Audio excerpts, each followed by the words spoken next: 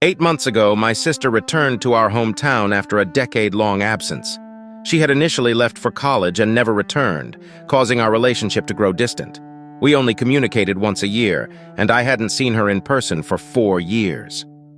My husband and I have been together for 8 years, 3 of which we've spent as a married couple. In the entire duration of our relationship, my sister has only met him twice. He is typically a reserved and serious individual, only revealing his true self to me and a handful of his closest friends. My sister was having difficulty finding employment upon her return, so I offered to ask my husband if he could assist her in securing a job at his company, given that they both work in the same field. Fast forward to the present, they now work together in the same department. Recently, I've noticed my husband becoming increasingly distant, although he insists that everything is fine when I inquire about his well-being. Yesterday, during our annual family Christmas meal, he initially tried to excuse himself from attending, something he has never done before. After some persuasion, he finally agreed to join us.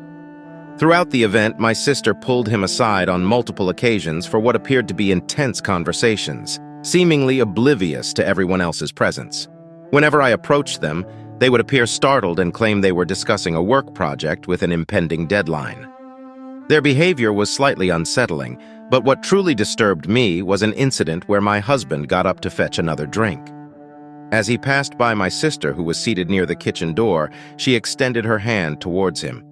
In response, he gently caressed her palm and lightly held her fingers before proceeding to the kitchen. They exchanged smiles and nods before she turned towards me and smirked once he was out of sight. When questioned about this later, my husband dismissed it as a simple high five. I've never had any reason to suspect him of infidelity, but this incident has left me feeling uneasy. I'm torn between letting it go and digging deeper. Another concerning observation is the stark contrast between his interactions with my sister and me.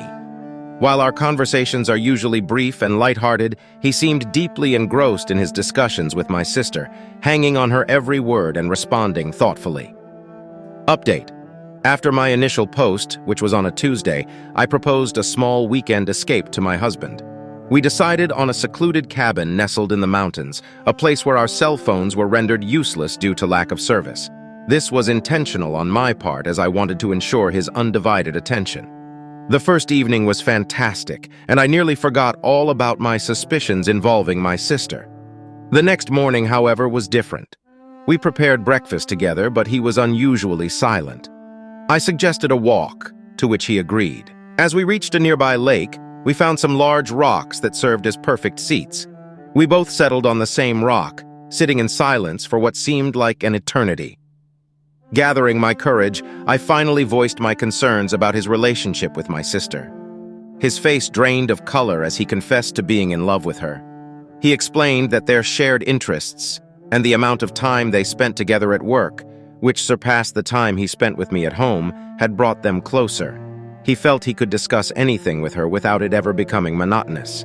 He admitted that he had never felt more invigorated than when he was in her company, and that they had initiated a physical affair in October.